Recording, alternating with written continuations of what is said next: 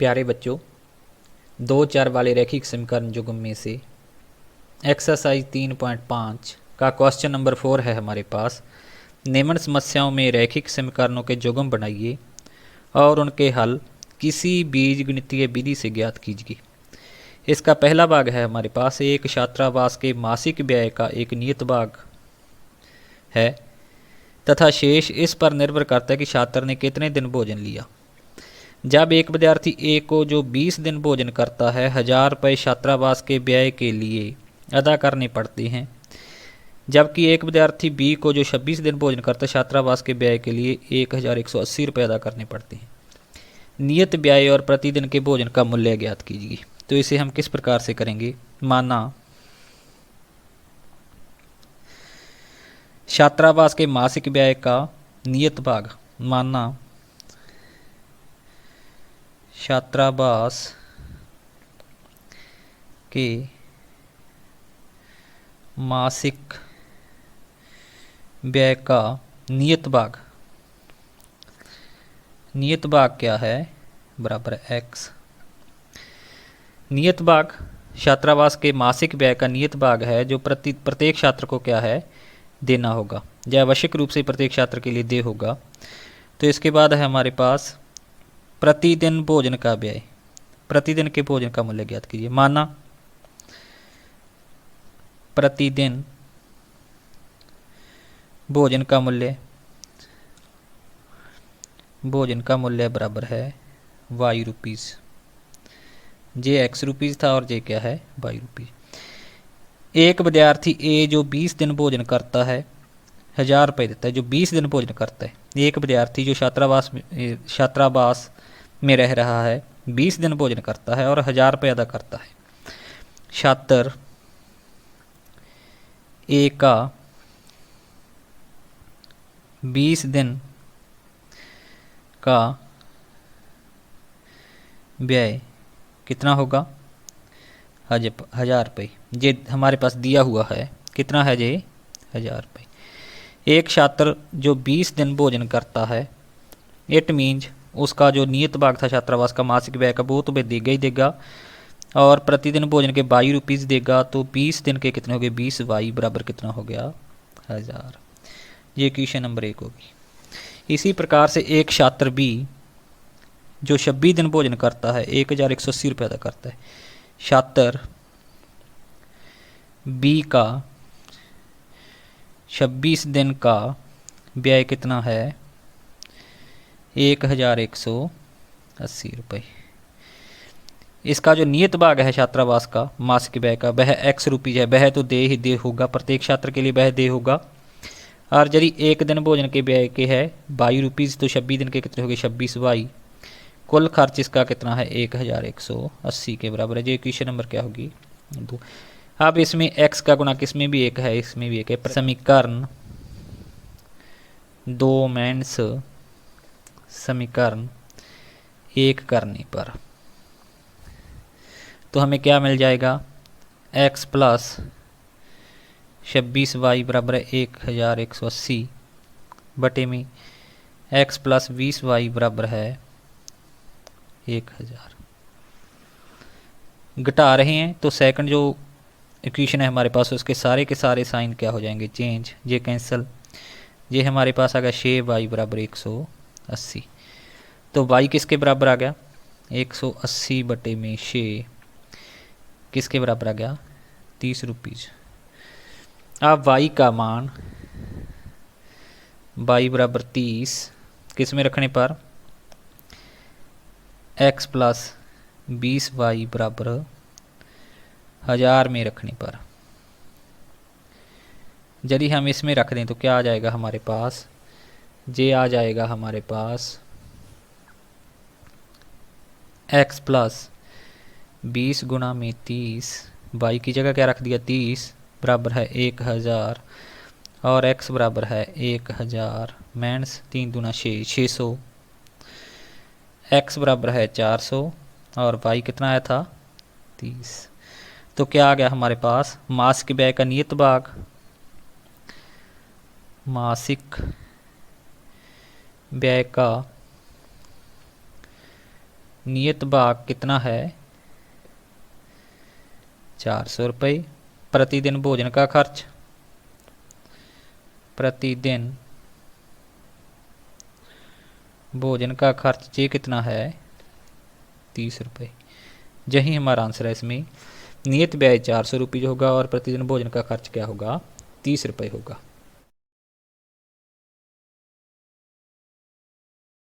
चौथे क्वेश्चन का दूसरा भाग है हमारे पास। एक भिन्न 1/3 हो जाती है जब उसके अंश से 1 घटाया जाता है, और वह 1/4 हो जाती है जब हर में 8 जोड़ दिया जाता है। वह भिन्न ज्ञात कीजिए। तो इसे हम किस प्रकार से करेंगे? ये क्वेश्चन नंबर 4 का हमारे पास कौन सा भाग है? सेकंड। माना भिन्न का अंश बराबर है x। माना भिन्न का हर बराबर क्या है y। इसलिए भिन्न क्या होगी हमारे पास? भिन्न होगी x बटा y। प्रश्नानुसार क्या है? भिन्न कितनी हो जाती है 1/3 जब उसके अंश से 1 घटाया जाता है। अंश x है, x बटा y भिन्न थी।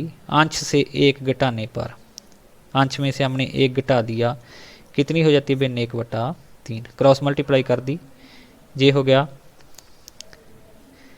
ये किसके बराबर आ जाएगी? ये आ जाएगी 3x - 3 बराबर है y। ये समीकरण नंबर क्या होगी हमारे पास? 1। हमने क्रॉस मल्टीप्लाई कर दी इसकी। और दूसरी क्या थी? प्रश्नानुसार दूसरी समीकरण थी ये अंश बटा हर था जब हर में 8 जोड़ दें। अंश का कोई जिक्र नहीं है, हर में कितना जोड़ दें? 8। तो भिन्न कितनी हो जाती है 1/4। कितनी भिन्न हो जाती है 1/4। अब इसमें भी क्रॉस मल्टीप्लाई हमने कर दी। 4 को x से गुणा की, 4x बराबर है y को 1 से y और 8 को 1 से 8, y + 8। ये क्या है? समीकरण नंबर 2। अब 1 में हमारे पास y का मान पड़ा है, जहाँ पे रख देंगे, कौन सी विधि लगा देंगे हम? प्रतिस्थापन विधि। समीकरण 1 से y बराबर 3x - 3 y का मान 2 में प्रतिस्थापित करने पर, 2 में रख दिया हमने, 2 में प्रतिस्थापित करने पर जब 2 में रख दिया तो 2 था हमारे पास 4x बराबर y का मान कितना है जहाँ पे 1 से 3x - 3। अब y की जगह रख दिया हमने, ये y था 2 में + 8, जहाँ पर पहुँच गए। ये 3x दूसरी ओर चला गया, ये किसके बराबर आ गया? जब 3x को इधर ले जाएं तो 4x - 3x, ये प्लस के 8 माइनस के 3 बराबर कितना आ गया? 5, और x बराबर कितना आ गया? 5। अब x बराबर 5 किस में रखने पर? 3x - 3 बराबर y में रखने पर। यदि हम इसमें रख दें तो क्या आ गया? 3 × 5, x की जगह हमने कितना रख दिया? 5 - 3 = y। 5 दिए 15 - 3, 15 - 3, y बराबर कितना आ गया? 12। अब x बराबर हमारे पास कितना है? x बराबर कितना आया था? 5, और y बराबर कितना आ गया? 12। तो अब ये हमारे पास भिन्न क्या है? इसलिए भिन्न बराबर है, भिन्न थी हमारे पास x बटा y। x क्या है? 5, और y कितना है? 12। भिन्न है हमारे पास 5/12। यही हमारा क्या है? आंसर है इस क्वेश्चन का। अगला क्वेश्चन है हमारे पास।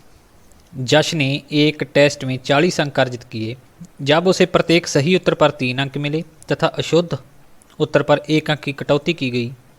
यदि उसे सही उत्तर पर 4 अंक मिलते तथा अशुद्ध पर 2 अंक काटते तो जश 50 अंक अर्जित करता। टेस्ट में कितने प्रश्न थे? तो इसे हम कैसे करेंगे? 4th क्वेश्चन का जो कौन सा भाग है? तीसरा। माना सही प्रश्न x, माना गलत प्रश्न जो उसने गलत किए y। प्रश्न की पहली शर्त अनुसार प्रश्न की पहली शर्तानुसार उसे प्रत्येक सही उत्तर पर 3 अंक मिले। सही प्रश्न यदि 3 किए थे उसने और सही पर 3 अंक मिले तो कितने मिल गए? 3x। और अशुद्ध पर 1 अंक कट गया। गलत प्रश्न यदि उसने y किए हैं और 1 अंक कट गया प्रत्येक y का, तो y उसके कट गए और अंक कितने अर्जित किए उसने शुरू में? 40। ये हमारे पास पहली इक्वेशन आ जाती है। दूसरी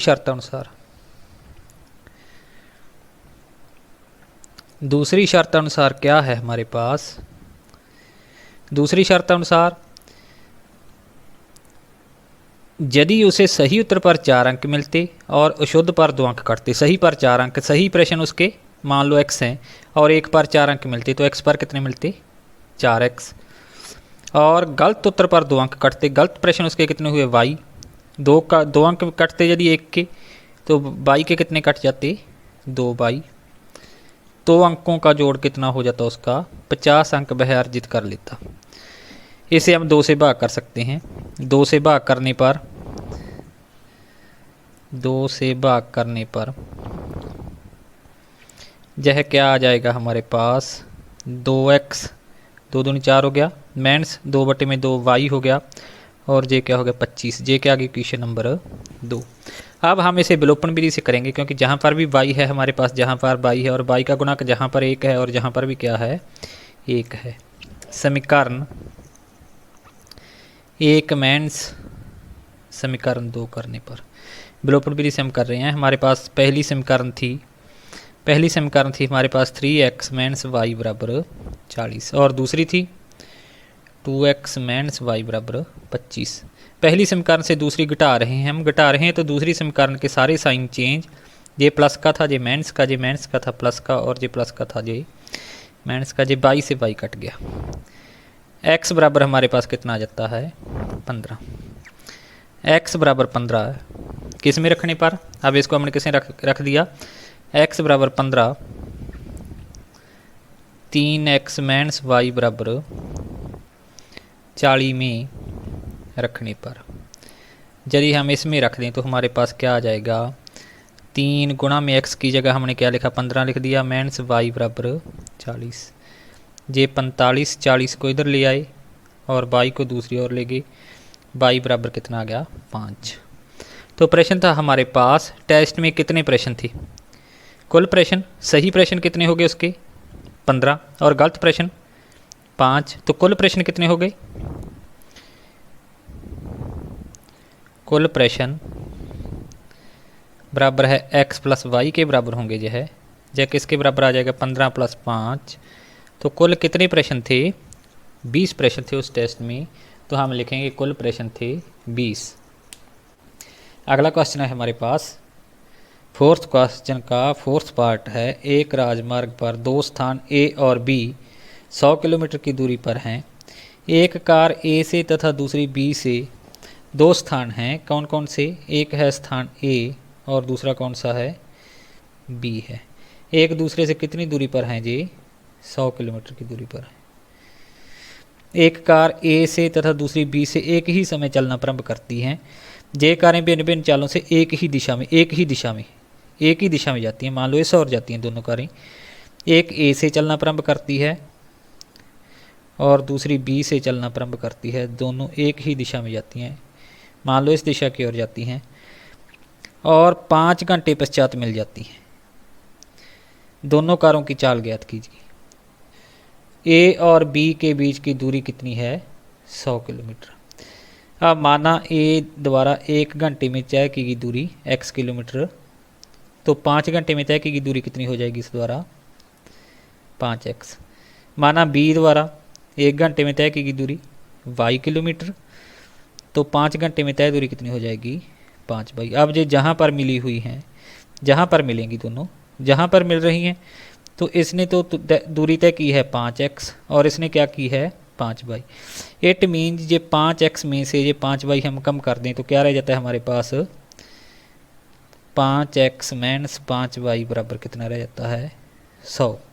ये पहली इक्वेशन हो जाएगी हमारे पास। हम लिखेंगे, ये हमारे पास था फोर्थ क्वेश्चन था और फोर्थ का फोर्थ पार्ट था। माना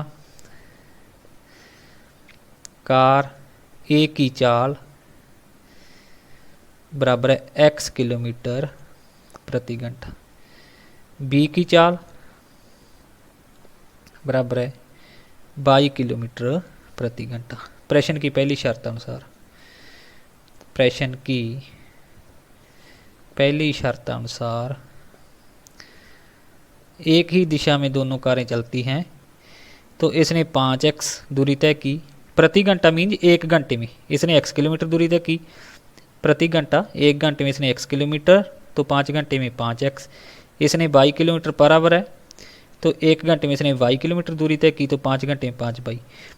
ये 5 घंटे बाद एक जगह पर मिल जाती हैं, जहाँ पर इसने 5x दूरी तय की, एक ही दिशा में जा रही हैं और इसने 5y।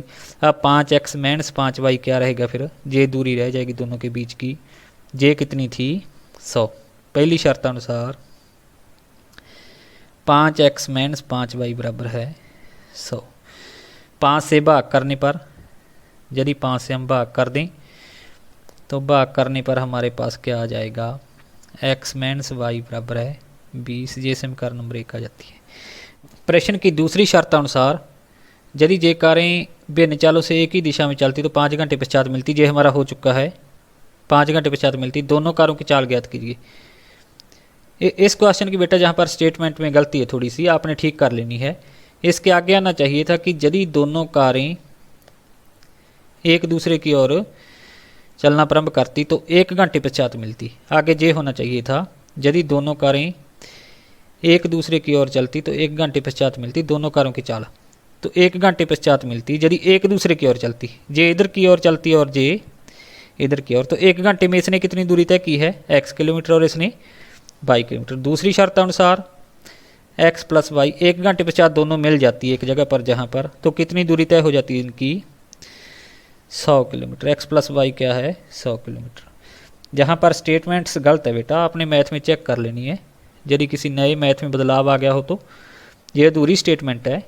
तो जहाँ पर होना चाहिए था, यदि दोनों कारें एक दूसरे की ओर चलना प्रारंभ करती तो 1 घंटे पश्चात मिलती। आगे ये भी होना चाहिए था इससे आगे।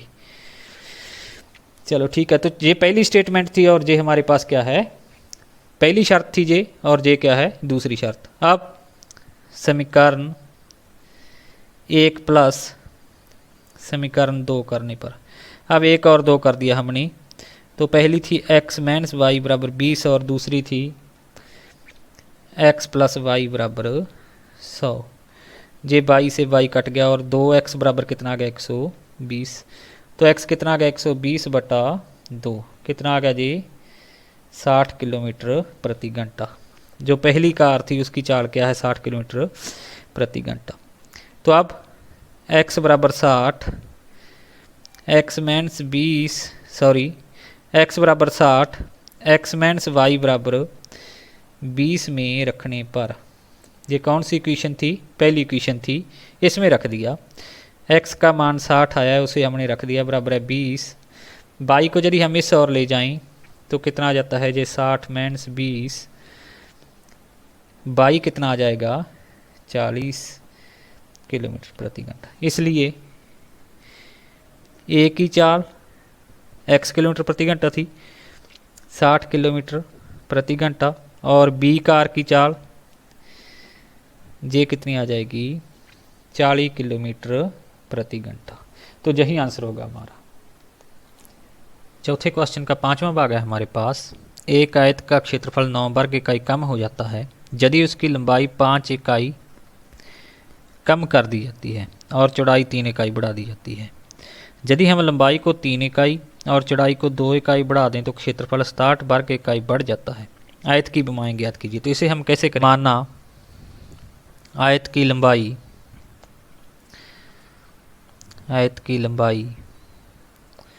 बराबर है x, माना आयत की चौड़ाई बराबर है y। तो क्षेत्रफल किसके बराबर होगा, आयत का क्षेत्रफल बराबर है लंबाई गुणा में चौड़ाई, कितना हो जाएगा x into by x Y.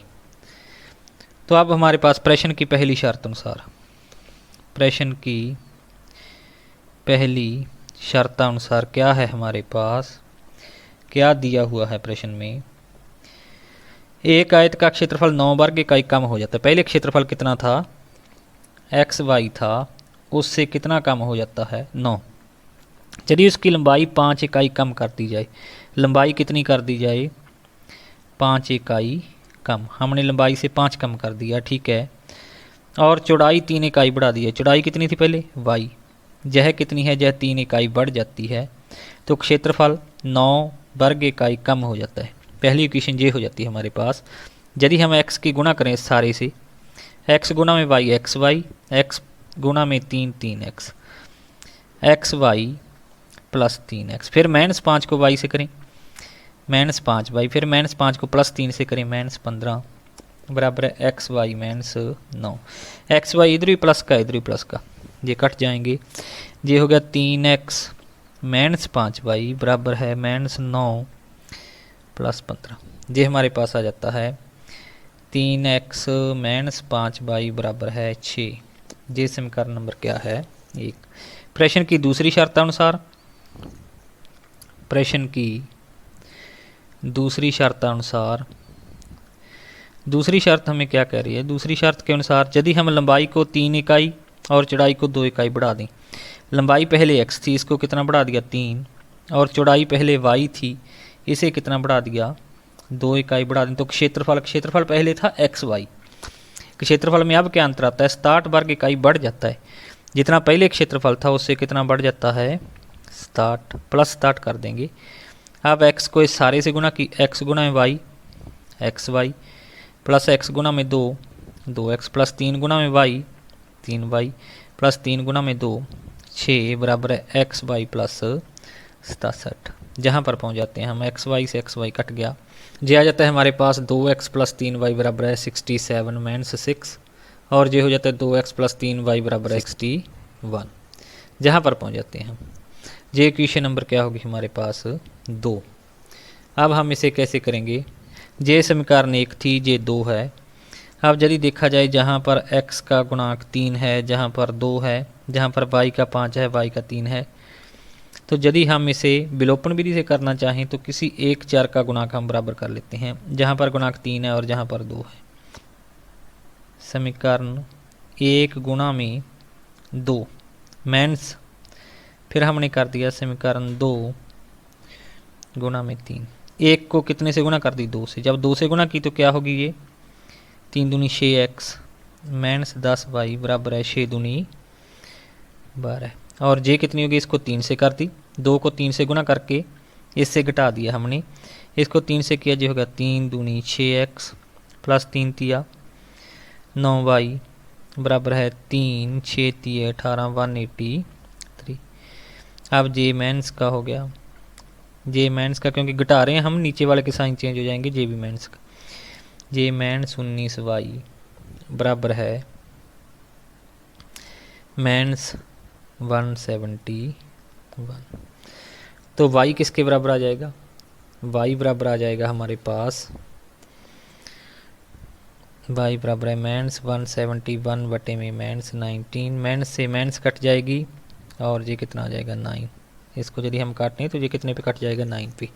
अब y बराबर 9 किस में रखने पर, y बराबर 9 1 नंबर समीकरण में रख दिया, जहाँ पे हमने 3x - 5y बराबर 6 में रखने पर, यदि जहाँ पर रख दें हम y की वैल्यू कितनी 9, तो ये क्या हो जाएगी 3x - 5 गुणा में 9 बराबर 6।